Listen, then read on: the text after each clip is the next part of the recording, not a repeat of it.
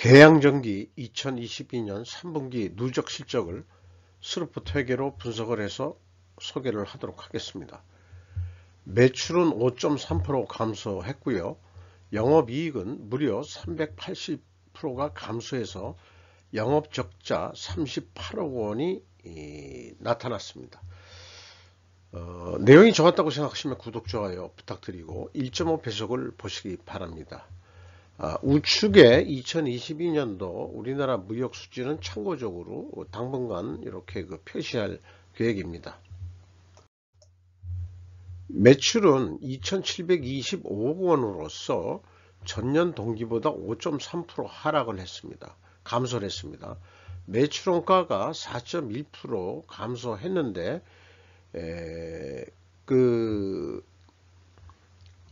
말하자면 상대적으로 매출원가가 올랐다 이렇게 이제 보시면 되겠죠. 그래서 매출 총이익이 12.6% 떨어졌고 그 다음에 판매관리비가 4.6% 증가해서 영업이익, 영업손실 39억 원이 발생이 됐습니다.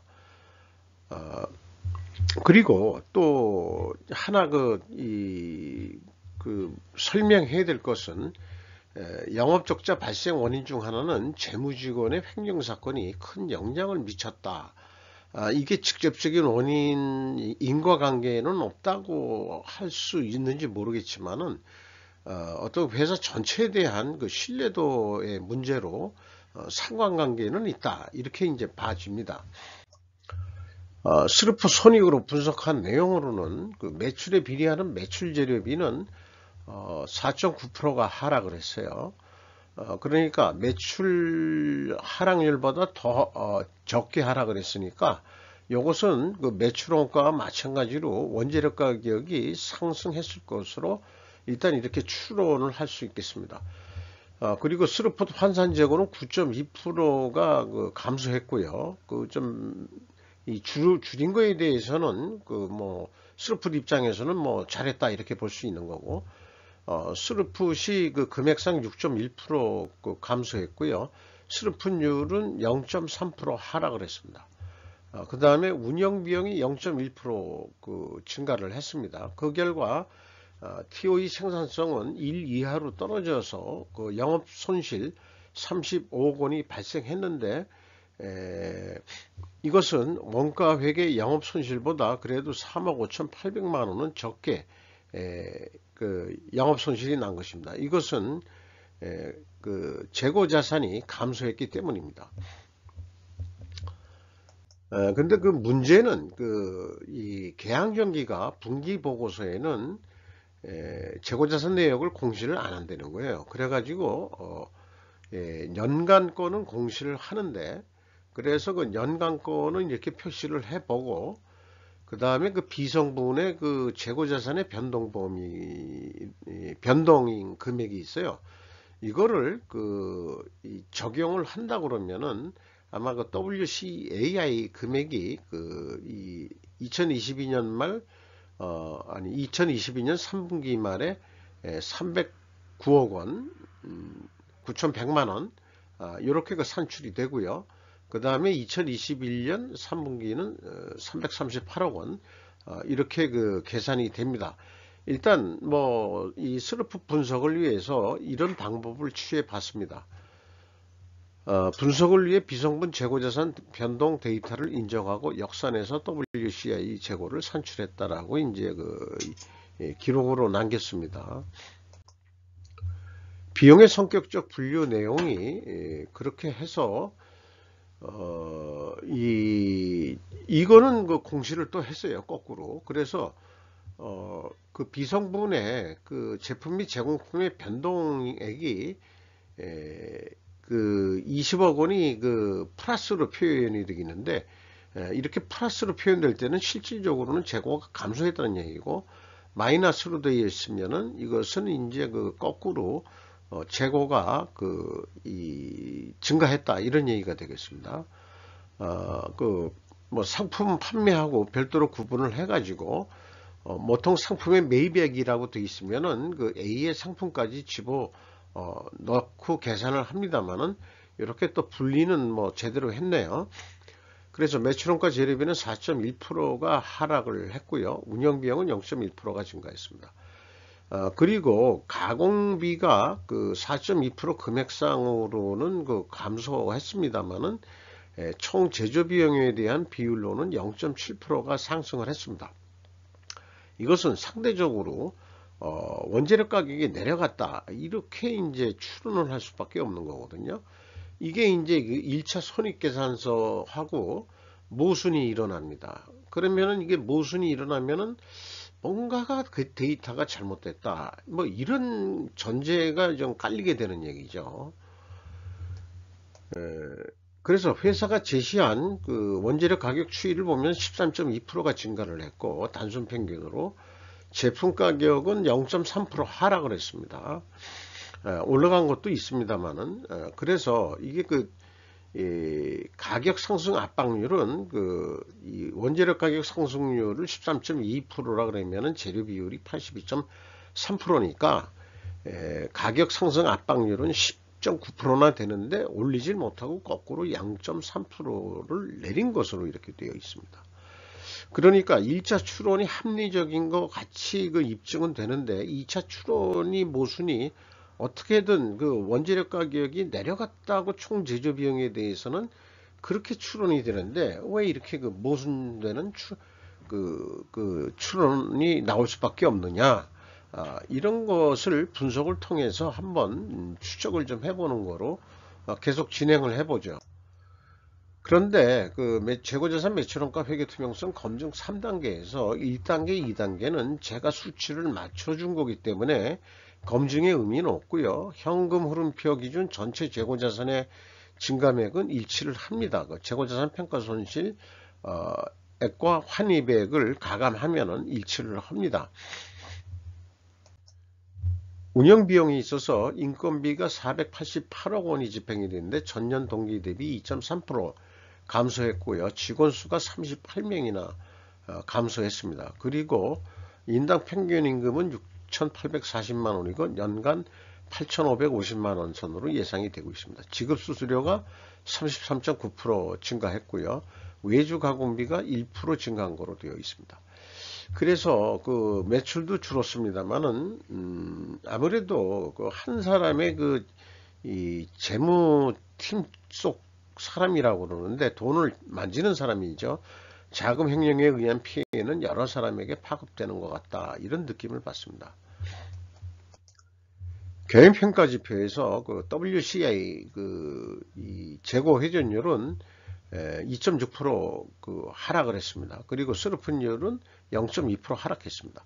이렇게 그 동일 방향으로 하락을 하면은 투명회계 가정을 확인합니다. 그러나 이제 입증을 하려고 그러면은 원재료 가격 상승과 판매 가격 하락은 해야 된다라는 입증 추론이 나오게 되는데 이것은 입증이 됐다고 볼 수 있죠. 그러면은 마지막 남는 거는 비성분에서 뭐가 안 맞는다 이런 얘기예요. 그거를 우리는 어떻게 해결할 수 있겠느냐. 그런 게 고민이죠. 그래서 우리는 논리 도구를 한번 좀 써봅니다. 그래서 충분요건이라는 논리인데요. 재고 회전율 하락과 스루픈율 하락 순방향이면은 투명회계 가정을 합니다. 그러면은 왜 하냐 그러면 그것을 입증하기 위해서는 원재료 가격 상승과 제품 판매 가격 인하가 입증되기 때문이다.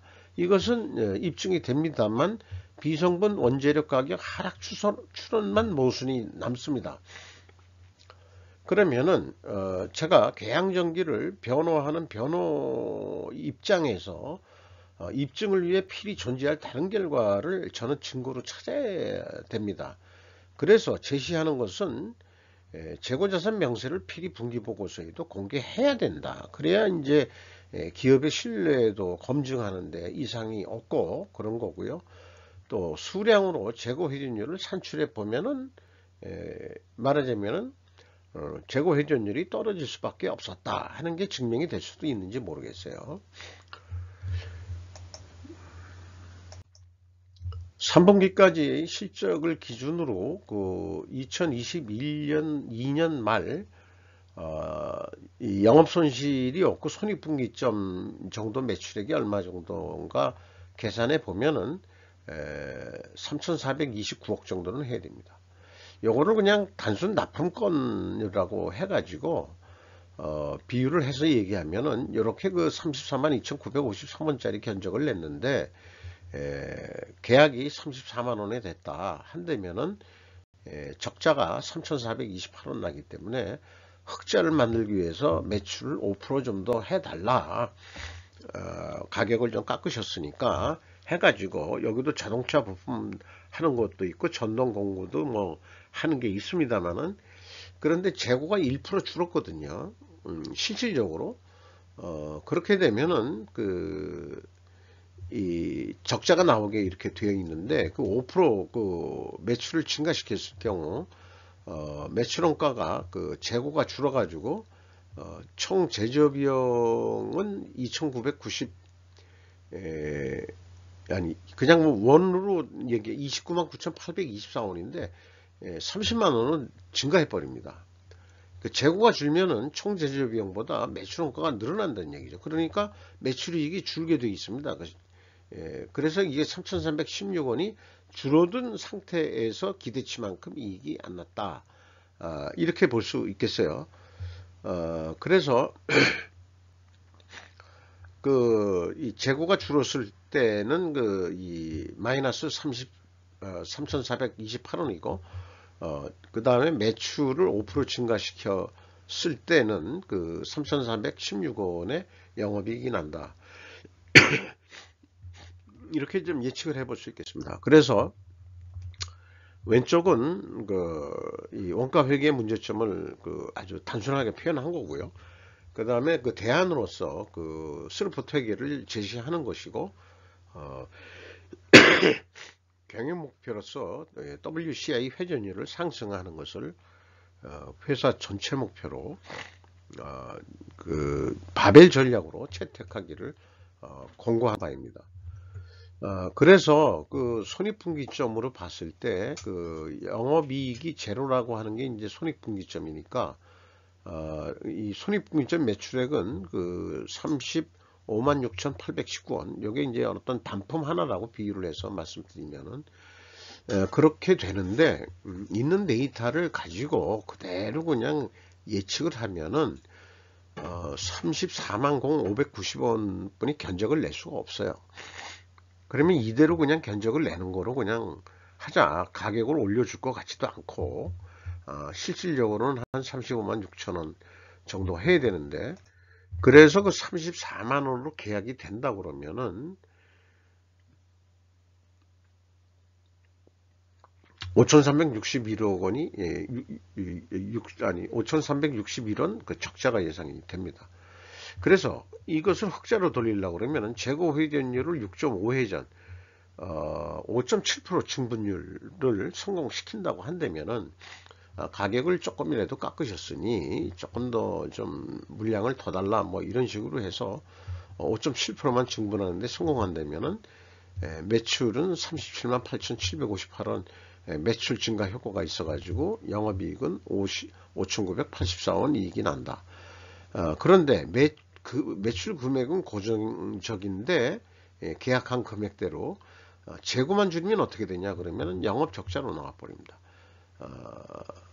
그러니까 계약했을 때하고 변동이 없습니다. 재고를 줄인다 하더라도 이것은 그 스루프 손익이 매출에 비례하는 매출 재료비이기 때문에 그렇습니다. 주가는 뭐 많이 안 내려갔네요. 437원 감소했는데 장부 가격 대비 56% 선입니다. 주주를 보면 해성산업이 34%, 단재환씨가 5.97%, 유한회사 K머스원이 7.11% 가지고 있고 외국인 투자 지분은 아주 5% 이하 미미한 거로 되어 있어서 기재를 하지 않았습니다. 이 해성산업이라고 그러면은 아주 그 자금이 탄탄한 이북 출신 기업으로 알고 있고요. 독특한 단지가 이렇게 되어 있는데 이 회사 계열사 중에서는 한국재질하고 또 제지회사에서 잘 나가는 또 제지회사도 가지고 있고 부동산으로서 상당히 이 말하자면은 그 튼튼한 기업으로 알고 있습니다. 이상 대양전기 2022년도 3분기 실적을 스루프 회계로 분석을 해보고 연말 매출까지 예측을 해봤습니다.